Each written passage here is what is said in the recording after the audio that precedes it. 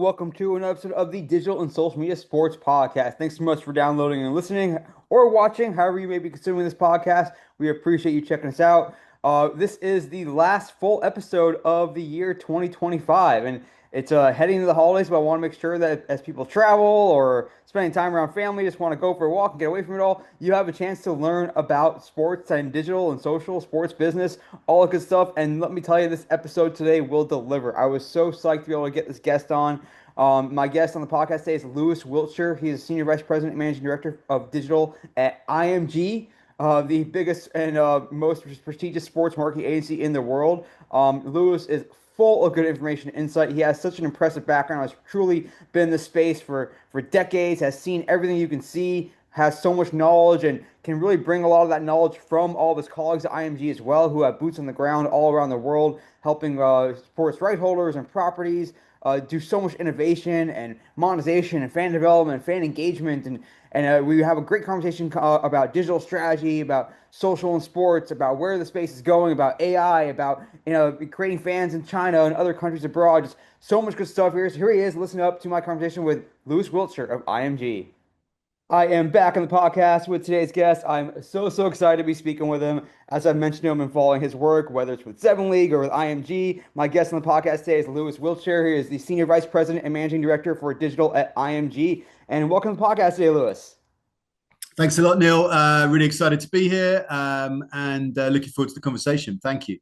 Hell yeah. You guys do so much good work there at IMG, and you have been in the space for several years, not to date you too much, but you've seen a lot, you've done a lot, you've experienced a lot, and there's a lot I'm going to be able to learn from you today. Yeah, my career started before the internet, in effect. I mean, I guess the internet existed, but not in any meaningful way for mainstream usage. And at the start of my career in the mid-90s, it certainly wasn't a factor, but within really a few years of my career, it became obvious that this was going to be the direction my career went in. So I'm celebrating 30 years. So I don't mind you dating me at all, Neil. I'm proud of it. My first job in the sports industry was in the summer of 1995. So 30 years this year. There we go. So you give us a quick, before we get into the meat of our discussion, give us a quick overview of your career path. Starting out in broadcast journalism, working your way into digital. Just give us our viewers and listeners an idea of where you come from and what you're doing today, of course. Yeah, started my career in local newspapers here in the UK. Like a lot of kids who grow up sports mad, I wanted to be a footballer, and if I couldn't be a footballer, the next best thing was writing about it. So my background, the start that I had was actually as a young sort of junior sports reporter. After a couple of different newspapers that I worked for, in 2001 was when digital really took over my career, and my career has been at the intersection of sports and digital ever since. So I went to the BBC in 2001.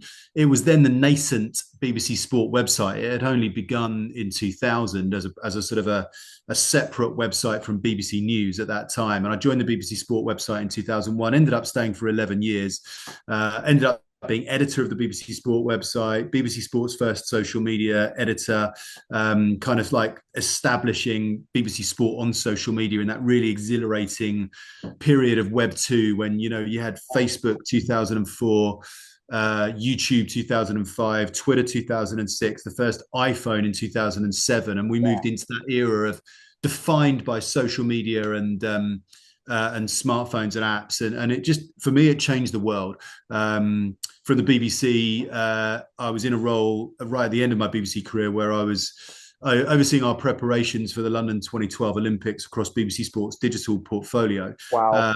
And then Twitter wanted me to go across initially to oversee the Olympics for them as well. But it was the role I moved into was Twitter's first UK head of sport, Twitter's first sports hire outside the US. Stayed at Twitter for 5 years, eventually became senior director of media for a bunch of markets for Twitter globally, as well as global sports lead at Twitter, and then joined, as you say, Seven League. And Seven League at that time, when I joined in 2017, was an independent digital agency. We became part of the Mailman Group in 2018, which is China's leading digital sports agency. And then in 2020, I was asked to be the CEO of Seven League. And in 2021, we were acquired by IMG. So In 2023, we retired gracefully and with love and respect. We retired the name Seven League.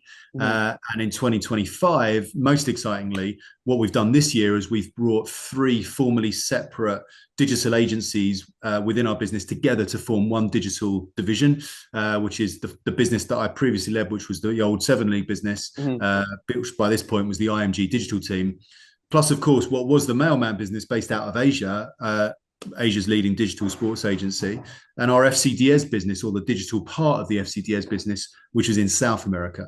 So Okay. those three formally separate digital teams came together in 2025 as part of IMG, which is part of TKO, and that is now the division I lead, which is more than 200 digital experts on 5 continents, serving some of the biggest sports rights holders in the world. I'm thrilled to do so. That is why I'm so excited to have you on because you just have such a broad overview of what this world looks like, and oftentimes it's easy to get stuck in our silos, especially in the States where we think the world revolves around us, the sun revolves around the U.S. of course, but to understand like what how fans are engaging in China, how fans are engaging in South America, what the business models look like, what the monetization models look like, it's endlessly fascinating to me, and if people are just tuning in, they have to realize that the majority of the population lives in China and India, and so if you can reach those people, and then the growing population in Africa, like it's a very big world, and you get to see a good view into it of how sports are evolving across the world, and as sports becomes more global in nature as well. It's so fascinating.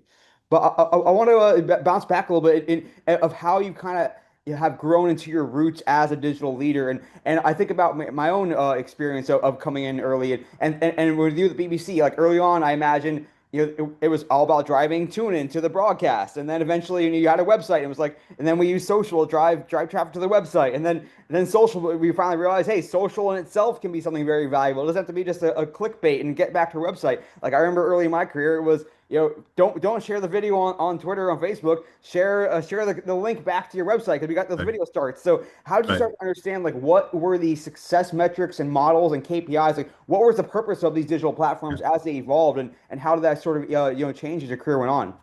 Yeah, no, it's a your recollections are spot on. That there was a huge amount of that kind of dynamic in the industry. At the BBC Sport website, I would say when we first started it, it was mostly a sports news service. I would say Mhm. it was headlines and news stories more than it was about driving to broadcast necessarily, and certainly more than it felt live. Because I think at that stage we hadn't even really begun to do even live text commentaries on websites. That came a short while after that, and websites started to feel a bit more dynamic. Remember, at that point when I first went to BBC Sport in 2001, there were no apps, there was no social media. It was Right. a one-to-many, fairly sort of one-dimensional. Not just the BBC, but every sports news website was the same. It was sort of headlines and breaking news, and didn't feel particularly live. Certainly didn't feel very interactive or participative. Yeah, there was no second screen yet. That was not a concept at that point. There was no concept of second screening, unless you wanted to drag a tower PC into your living room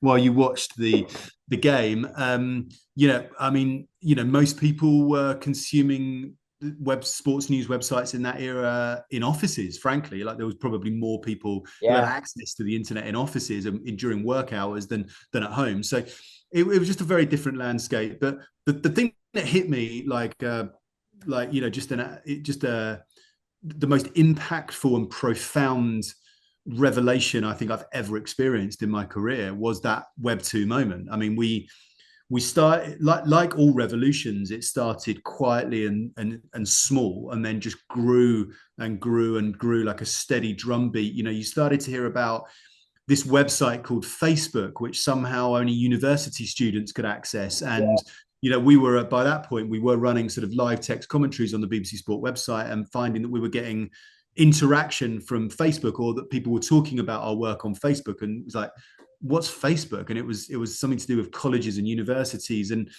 it started to grow from there. And of course, Facebook 04, YouTube 05, Twitter was created in 06. And Twitter, I think, as well as the fact that it changed my career because I went to work there, I think it fundamentally changed the notion of what live meant on the internet, right? Like it was a live, news service really where anyone could post and anyone could use it and you were following stories in real time. It sped everything up. It gave everyone a voice. Yeah, all of those platforms have gone in different directions since, but for me, it was just an unbelievably exciting time. Instagram came a bit later, Snapchat came a bit later, TikTok. But for a while there, where you had like Facebook, Twitter, and to an extent, Instagram, it was just the most exciting period. And where I was at the time, BBC Sport, we absolutely used those platforms to reach more people. And when you think about it, whether it was from your time at Twitter or even or now with IMG, like how do these social platforms in particular and digital, I know digital is much bigger than social, of course, um, fit into the business models? I mean, the majority of revenue still comes from the media rights deals, and that's been the case for several years and has not quite changed yet. We haven't quite monetized, as much as I consume, NBA highlights on Twitter or whatever, it's not monetized in the same way as if I was watching a live game on NBC or on Amazon. So like how has that value prop sort of shifted over the years? And I mean, are we going to be able to monetize the fan through digital social means as much as we can monetize the fan if they're watching not necessarily linear rights but live rights and sponsorships and subscriptions? Like what does that value prop look like, what it looked like originally of why you should be on Twitter, why you should maybe put some highlights on here, why you should put your live broadcast on here at times, and how does it look like, what does it look like today even? Yeah, but I think since that era, and we're talking 20 years now, right? Since the advent of Web 2, you could argue that everything has changed, and at the same time, nothing at all has changed. I mean, the arguments for putting your sport out there as a rights holder are not that different from what they were 20 years ago, which is that fundamentally sports rights holders, sports organizations just need more people to like their sport. They need more people to Yeah, be interested smart and to become marketing, fan fans. development in that sense. Right. It to a very large extent, it was and remains top of the funnel. Yeah. One to many, broad, top of the funnel marketing. And yeah, look, I would say that's absolutely the case still. But I think where it's evolved, to your point, is there are just more. There are many more ways that you can reach digital audiences now than then. There are many more platforms. There are many more ways to do it. We don't live in that world now of just Facebook, Twitter, and Instagram. But more importantly, to your point, Neil, I think that point you made still holds true, which is that overwhelmingly the revenues in the sports industry will continue to come from rights, commercial sponsorship deals, and to an extent ticket sales, and digital will be a huge part of that and needs to have ROI. It needs to wash its own face in terms of the revenue it generates. Digital should be a revenue generator, not a cost center. Yeah. But it wouldn't have the same revenues that rights and commercial have, and that's fine because it actually and this plays back to why I'm so excited to run a digital division within IMG, the world's first, best, and most iconic sports marketing company, is that we've got every element of that landscape to support rights holders in. We can support them across rights media rights representation. We can support them on commercial sponsorship deals. We can certainly support them on digital, and we can ensure that digital becomes has an ROI to it, but it will take its place in that arsenal. So if we think about because I mean, there's a point where, and I think you see this sometimes in studies of like ad spend and ad marketing dollars of, okay, the attention is here, the ad spend is still here, and it's like, when are we going to catch up to where the eyeballs are and where the engagement's happening? And that's kind of playing out in sports now, where a lot more fans are being exposed to sport through whether it's highlights or even just attention and headlines and whatnot through those, again, less monetized areas like digital platforms. So do you think of like the digital only fan as still certainly a valuable fan, but it's less about like what does that funnel look like now? Like how do we monetize a digital only fan the same way we do a fan who's going to engage with us on these live platforms and drive those bigger audiences that are driving these billion-dollar deals? I mean, you think about some of the digital first leagues now, like Kings League and Ballers League, of course, are the ones that always people always mention that kind of eschew big linear rights deals and say we're going to do it digital first and we're going to do it through creators. So like is the digital only fan something that we are still trying to monetize to the highest degree, as opposed to thinking about digital as being top of funnel and getting them to convert to some other higher lifetime value fan? Well, I think one of the things that we do at IMG is to sensibly and strategically work with rights holders to work out what their individual strategy should be. Right? Like we definitely don't apply. Not that you were implying that anyone would, Neil, but we wouldn't ever apply a cookie cutter approach to a strategy, right? So in Right. some cases, digital activity in order to be a top of funnel marketing acquisition tool to bring people into your sport and make more people like the sport is absolutely still the way to go. But we will also drill down into more sophisticated marketing techniques, especially when a rights holder might want to use digital as a means of driving revenue directly, or at least, as I mentioned earlier, to sort of wash its own face and be a profit center rather than a cost center. I think it's worth saying, because of everything we just discussed, that the sports industry main revenues have come from and continue to come from media rights deals, sponsorship, commercial partnerships, etc.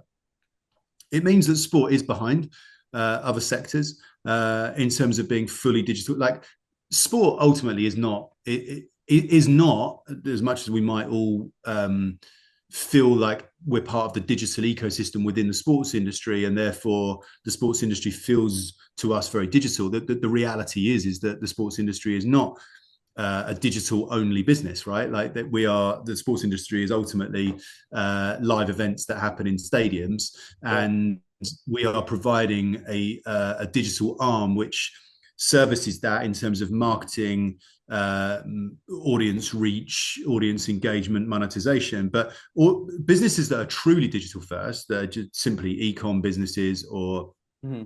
businesses where digital is 100% of their customer acquisition and engagement, are ahead. They're ahead of sports in terms of knowing this person on your website is also this person that you're reaching out to via paid media, or is also the same person that you're reaching out to via a CRM email campaign, or the person that you're reaching on push notifications, and actually which one of those things would they react to the best. We're getting there with sports, and there's people on my team, really smart people, that are drilling into this now with sports rights holders. But I'd say the sports industry is behind, because it's not where the value is, not where most of the value is created. It's where some of the value is created. Yeah, no, I love this. This is an interesting like way to think about the sort of, because as social and digital is becoming a lot more niche and a lot more like segmented, and like there are communities on TikTok that I don't even know they exist, but they're huge, but they won't reach me because it's not part of my interest graph, for example. Whereas like sport, and you could say is in theory, in its utopian vision, is one of the last remaining potentially monocultural things. Like we're all watching the Super Bowl, we're all seeing the same ads on the Super Bowl as well, and that's by design. They're broadcasting too. It's not personalized to me. It's being shown to 150 million people around the world. Those same popular ads, or at least 100 million people in the U.S. At least. So as you start to think about this increased fragmentation of culture and community, what does that mean for how sports think about content on social, as well as how sponsors should be activating within sport on social? Is it not so much about like we're trying to reach all the fans of Arsenal? I'm an Arsenal fan. All the fans of Arsenal, but we're trying to reach the fans on Arsenal who are part of this cohort. So we're going to serve them this content versus this cohort. We're going to serve them this content. Like, how do you start to think about this increased fragmentation, or is it still that sport can bring people together and we can still get messaging to them and then monetize them through partnerships that way with messages that just reach a broader audience? Like, how do you think that sort of broadcasting versus narrowcasting when it comes to monetizing and engaging a fan base? Well, firstly, let me say, as a Spurs fan, you and I are still getting along pretty well. And we discussed, before you started recording, we discussed the San Francisco Giants and the San Diego Padres. You're wearing your Padres hat, so I've not worn a Giants hat here. But we're getting along famously, despite and listen, that is community, right? That is sports community. We There we all live in go. one big ecosystem. No, look, I think there's a couple of points that are interesting there, Neil. One is around what there is a really fascinating point there around community, and there is a really fascinating point as well about the sort of the changing nature of social media platforms. I mean, let's talk about the community bit anyway. The the world doesn't always feel right now like a cohesive place where everybody is getting along wonderfully and we're all great friends. Like, I think we can probably agree that, and I don't think that's controversial. um, I would argue that sports is is a unifier. I mean, and I'm going to get to the community bit, but you talk about we all watch the Super Bowl, right? And absolutely 100% agree. Like, we all watch the Super Bowl. And just thinking about that for a moment, that is a shared human global experience that we are all taking part in together. And therefore, we that is the global community. That's the Spurs fans and the Arsenal fans. We all watch the Super Bowl, and that is a beautiful thing that only sports can do. There is a live nature to that. There is a community aspect to that, and potentially some of the biggest award shows and music shows Yeah. and music World Cup, festivals of course, too, of course, and all that. will have that. But primarily, I would argue that it is sports which fundamentally brings human beings together in a cohesive way and builds shared aspirations, ambitions, and at IMG we talk about that we power the passion for sport, and that is a really important thing to me. That I fundamentally believe that a 10-year-old kid doesn't grow up wanting to work for a sports marketing agency. A 10-year-old kid grows up wanting to play for the San Diego Padres, Tottenham Hotspur, whatever it might be. Therefore, we as a sports marketing agency should always put the sports to the front of the stage. I fundamentally believe that in my very soul, that the stars of the show are the sports, not the sports marketing agency. And that's why at IMG, our vision, our mission to power the passion for sports really resonates with me, because that's how I see our role, is to power these sports from underneath, to push them forward, to help them to reach more people. And that's a really key point about something like the Super Bowl. But the point I wanted to make about community around something like this, let's use the Super Bowl as an example, is that whilst it's true that we're all watching the same thing and there's a beauty to that, it's also true that is happening in hundreds of thousands or millions and hundreds of millions of different communities, which all add up to the same Super Bowl community. There will be a community talking about the Super Bowl in French and looking at the NFL France social media channels, for example. But there will be communities talking about that on WhatsApp channels, or WhatsApp groups, I should say, as well as WhatsApp channels. There will be people talking about that on various messaging apps, on various social media. Um, And having different conversations too. Like some people might be watching having for the different halftime shows. Some conversations. people are watching for the commercials Right, and the pop culture and the celebrity sighting. Some people are watching right, for the X's and O's and what's happening in the game. And right. so, yes, we're all watching the same thing, but we may have different things that are attracting us to it.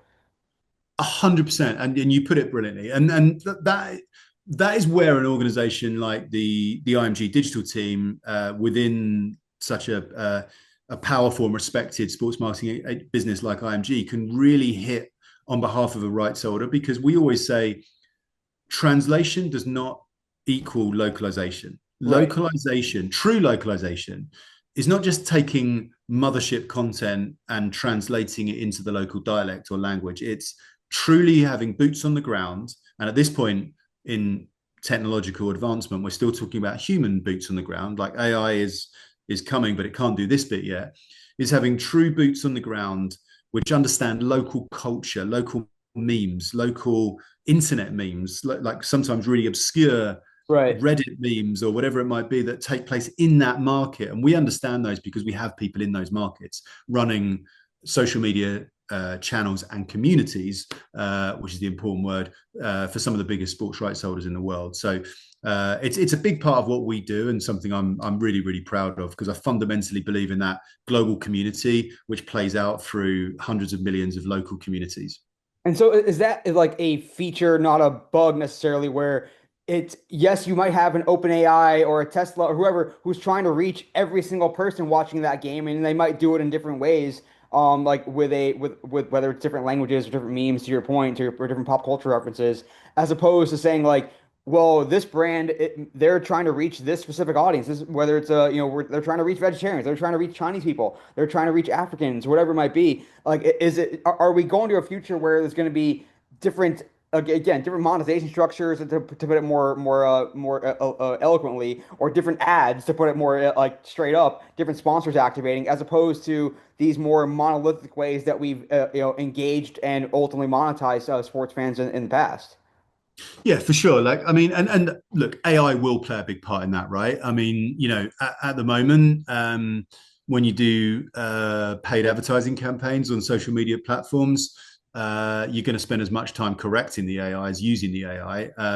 But it'll get there, right? I mean, it will get there, and that will create that sense of highly personalized, to me, advertising around a shared event experience. So look, it's the way that the industry's been going. I always say that what we gained in Web 2 versus Web 1 was two things, which was personalization and participation. For the first time, I could take part in the internet, and I could also tailor the internet to what it was that I wanted to consume.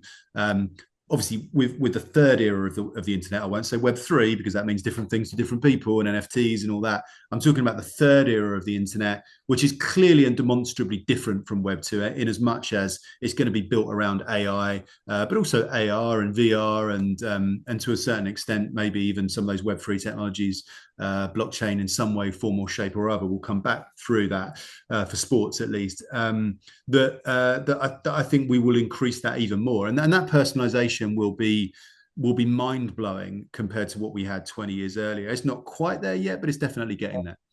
How are you guys advising properties to think about these global fan bases that have a lot in common because they all cheer for the same team, but also don't have a lot in common because they're from different cultures, different like so when you're thinking about when you're talking to I'm just going to use Spurs. I don't know if they're a client or not, but because you mentioned Tottenham, like is it this is how we advise you to engage your fan base, or this is how we advise you to engage your fan base in Korea, and then it's different from how we're going to engage your fan base in Europe, and different from the U.S. and different ways we're going to monetize them, or at least different partners we're going to bring into them. Or like, are you guys looking at that fan base as a whole, or are you looking at that fan base as a cohort of related but ultimately uniquely different segments?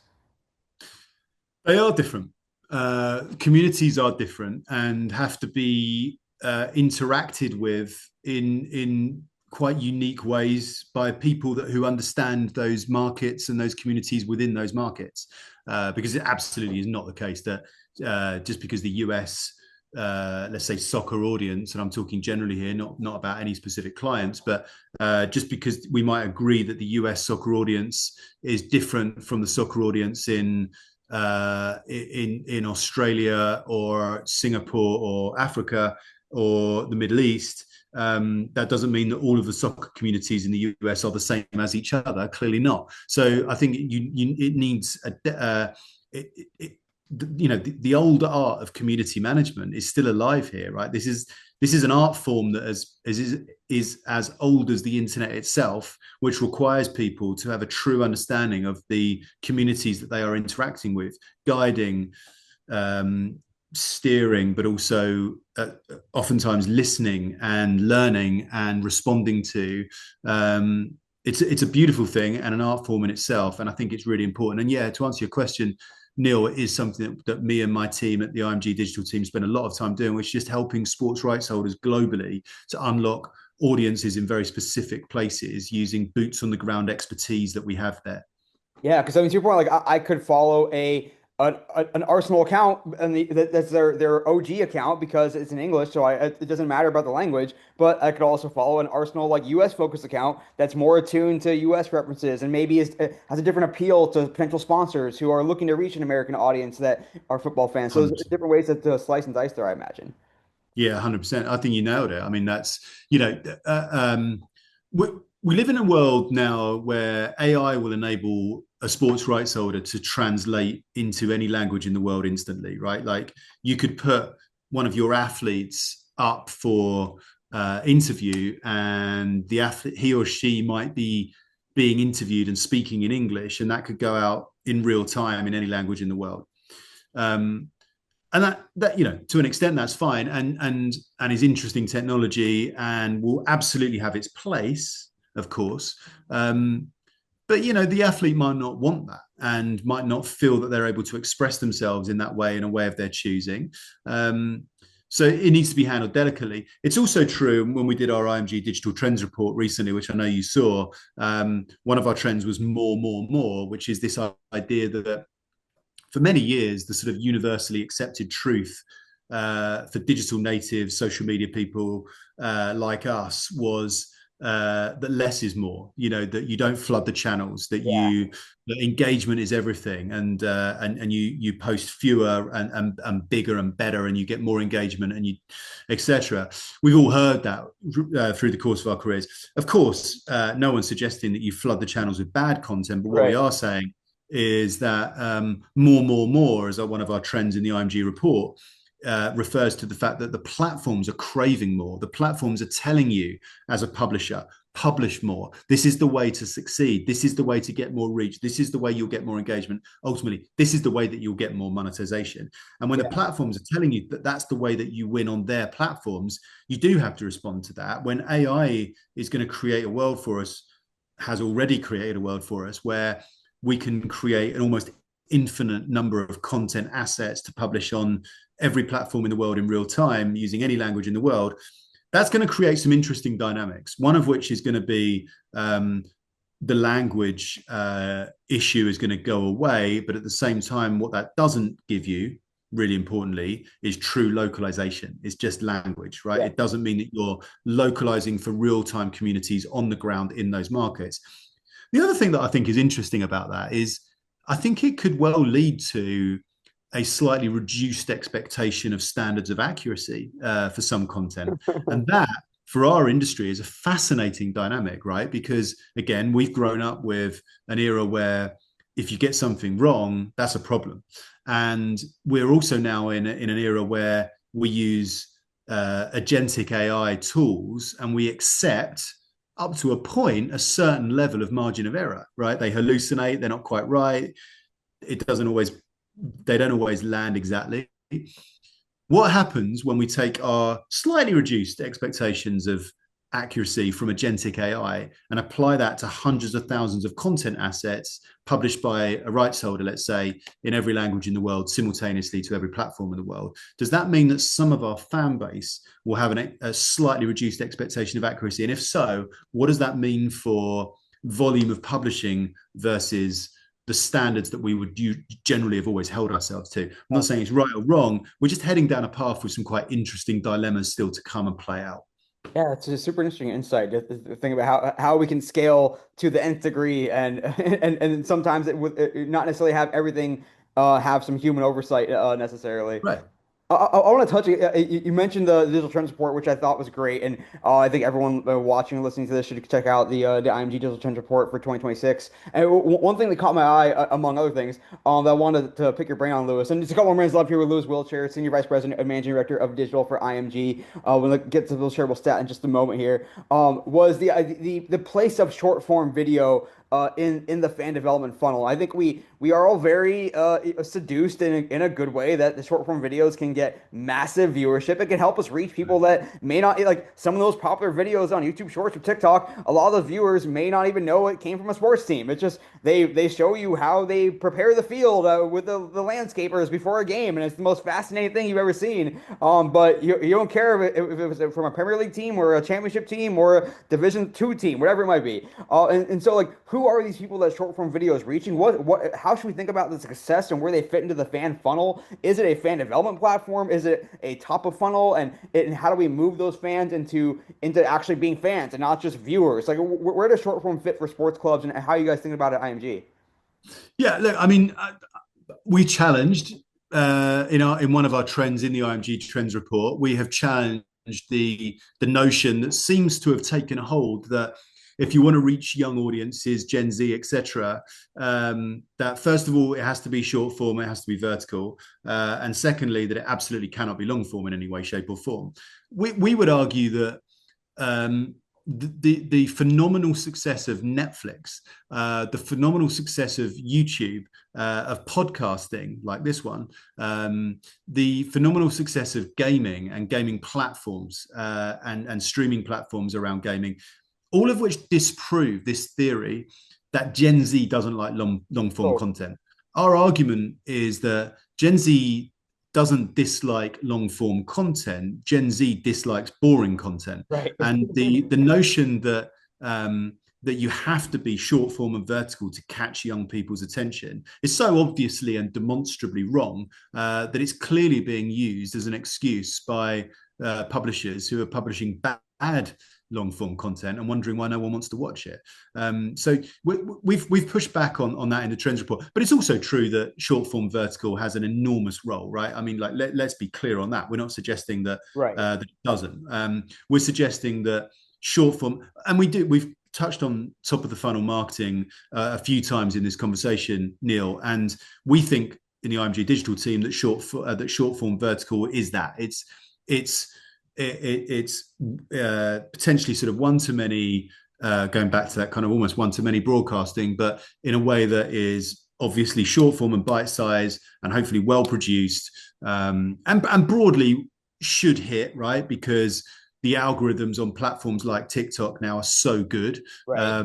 that as one of the people on my team says, with TikTok, you either love the content or you don't see the content. Like Exactly. there is no don't like the content.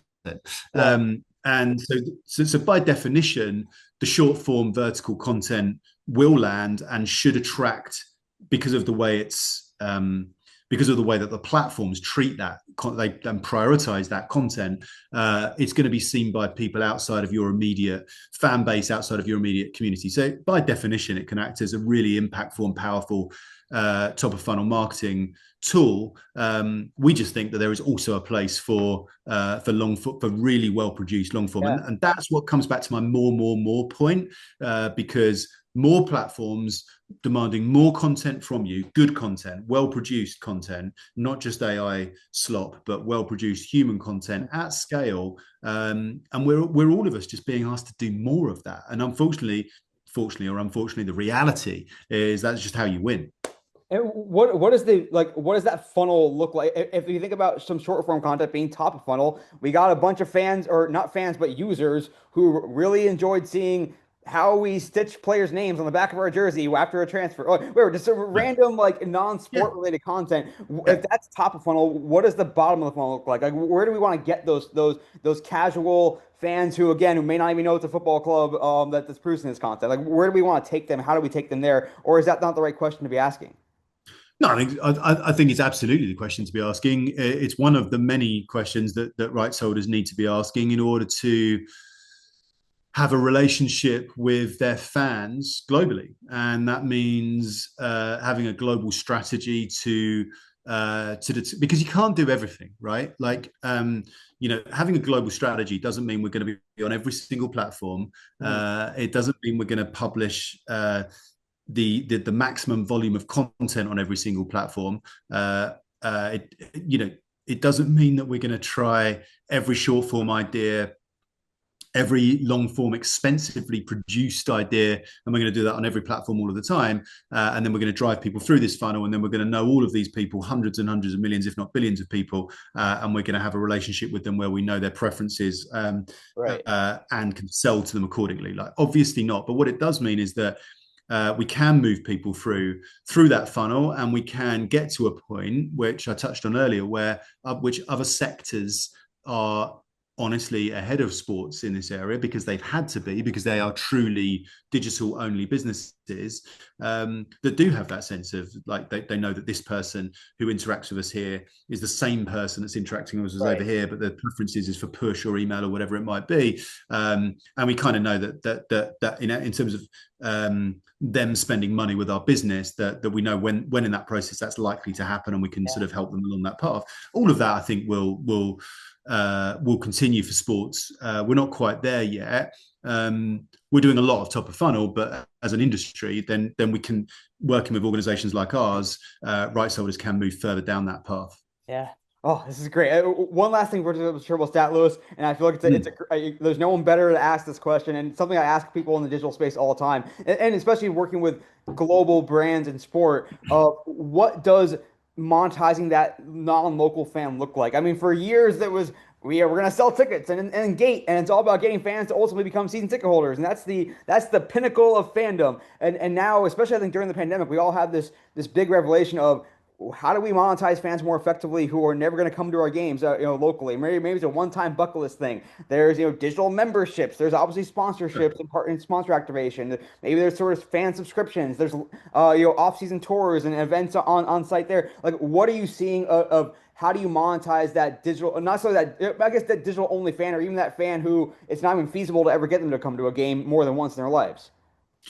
Yeah, and I would argue that, and you referred to it in an earlier part of this conversation, Neil. I would argue that driving fans to broadcast is absolutely a part of that mix. Everything you just said, plus that, plus also a few other things as well, like attractiveness to commercial partners by Yeah. demonstrating a large engaged audience in markets and sectors that your potential commercial partners are interested in reaching, Yeah. right? Live audiences, which we know sports delivers to a far greater extent and than almost any other content vertical in the world. But take out the word almost, than any other content vertical in the Right. world. Live audiences at scale. Look, I mean, sports rights holders can generate revenue from a global fan base in any number of ways, but it needs a plan. And it absolutely, to your point, won't always be. In fact, in the vast majority of cases, will not be a fan buying tickets to the stadium, Yeah. just because of the global nature of sports Exactly. fandom. There are people who will never come to the stadium, and you better have a plan for those people. And that could be, as I say, taking evidence of your large and engaged fan base in market to a broadcaster or a commercial partner, or any of the other ways that you explain there, Neil, in terms of having a direct relationship with a fan and direct monetization. I love it. It's very thought-provoking stuff, and it's endlessly fascinating and fun to get creative and think about it as well. But we're having some fun with Lewis after our shareable stat in our stoppage time segment. But here's the shareable stat coming up right now. Right back from this episode of Shareable Stat, and I'm joined once again by Lewis Wiltshire. He is the Senior Vice President, Managing Director for Digital at IMG. Lewis, you kicked ass in your interview. Are you now ready to get into some stoppage time? Let's do it. I will see if we can get you a goal here at the death. Number All one, right. the most memorable story you worked on during your time at BBC.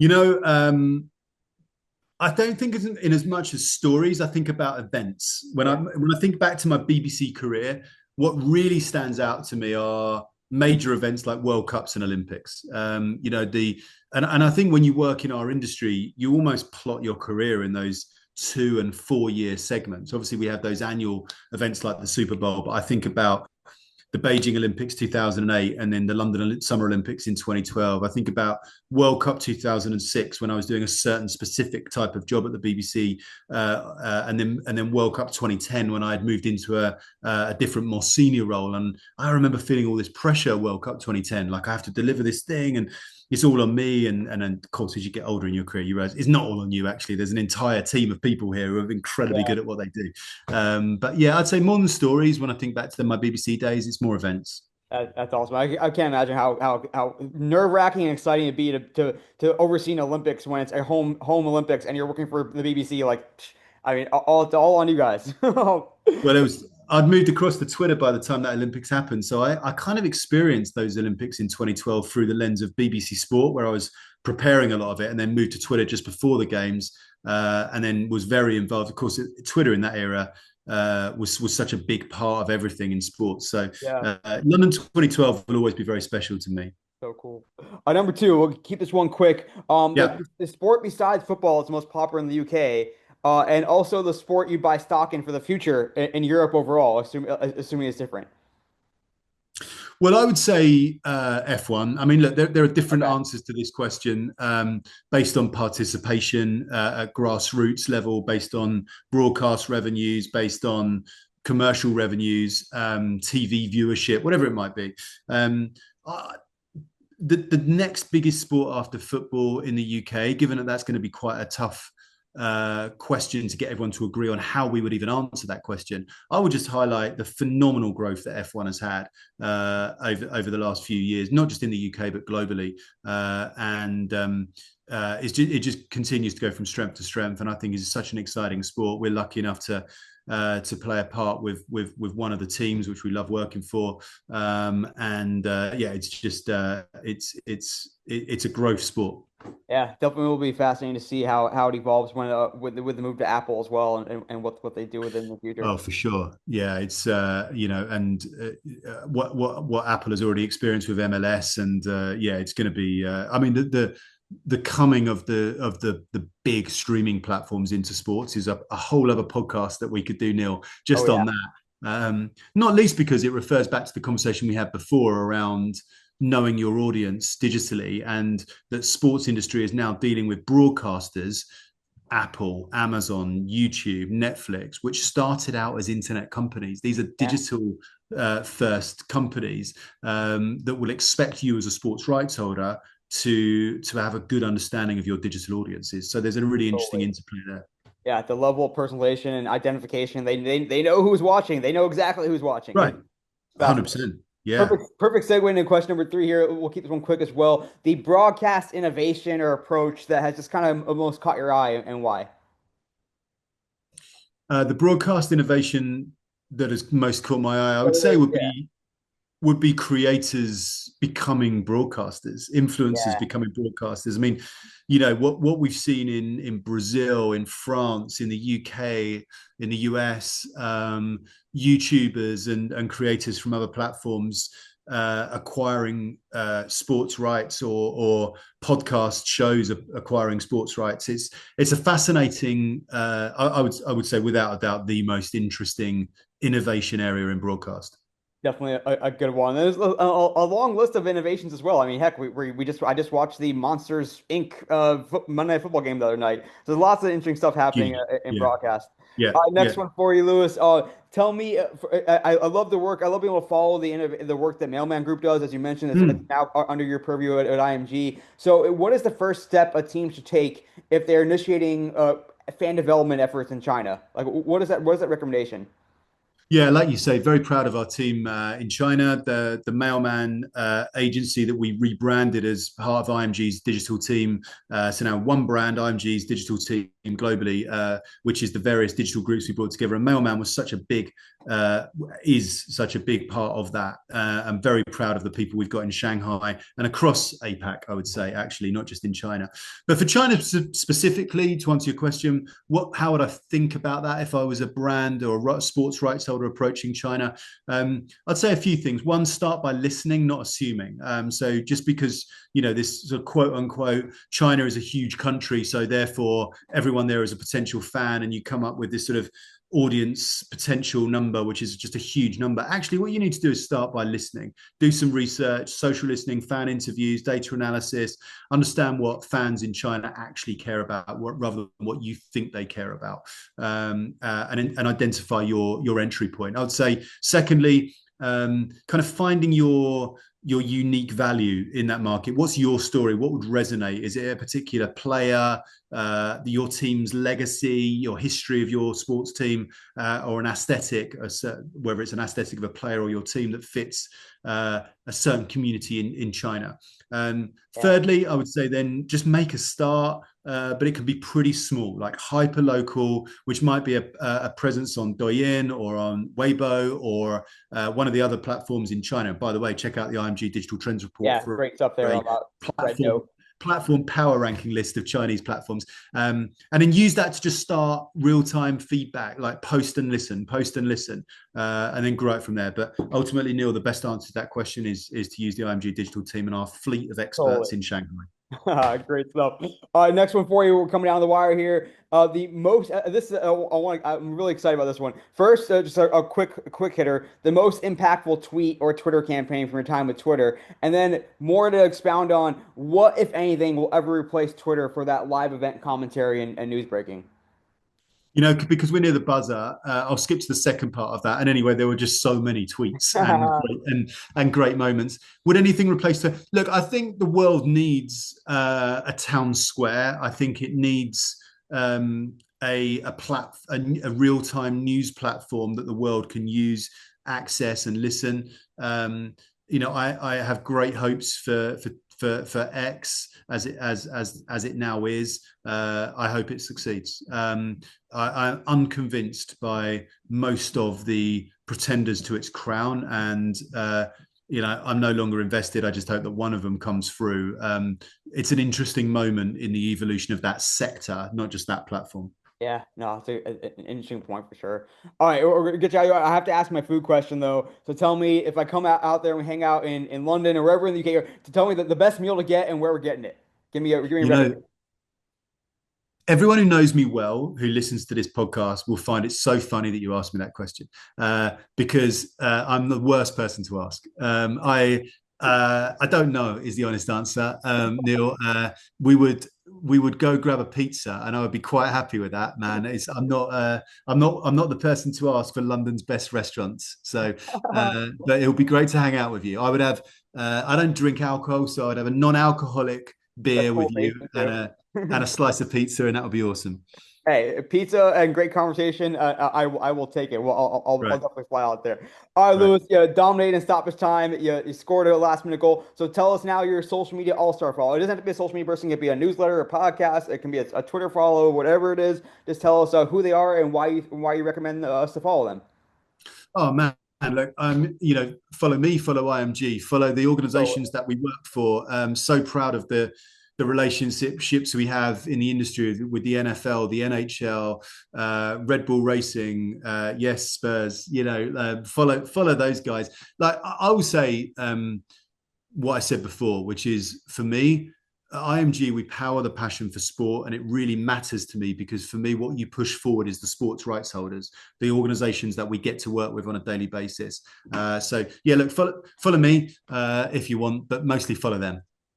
I love it, man. The energy and passion comes through. People always tell me I have passion for the space. I can tell you do too. And it's Yeah, just a pleasure to be able to pick your brain today and have a great conversation. loved it, Neil. Thanks for inviting me on. Really appreciate your time. Just tremendous stuff being able to speak with Lewis Wiltshire, Senior Vice President, Managing Director of Digital at IMG. What a privilege and a pleasure. I followed his career for years, going back to Seven League and Twitter, and of course, all the tremendous stuff he's doing today with IMG. As he alluded to in our interview as well, if you haven't checked it out yet, I highly recommend checking out IMG's Digital Trends Report for 2025. There'll be a lot of good stuff to think about there. You heard a little bit of a preview and some in-depth conversation about some parts of that report within our interview, but there's lots more there to check out. So Google it. You can also look up Lewis or IMG on LinkedIn or myself. I posted about it as well. Lots of good stuff there. And we thank Lewis for coming on the podcast today and giving us a great way to close out 2025. But that'll do it for this episode of the Digital and Social Media Sports Podcast. Thanks again for listening. As always, I'm your host, Neil Horwitz. Find me on Twitter, NJ287, also on LinkedIn, where I post more content. The website where you can find everything is dsmsports.net. And this podcast is available on whichever podcast platform is your favorite. Until next time, this is Neil Horwitz signing off for the Digital and Social Media Sports Podcast.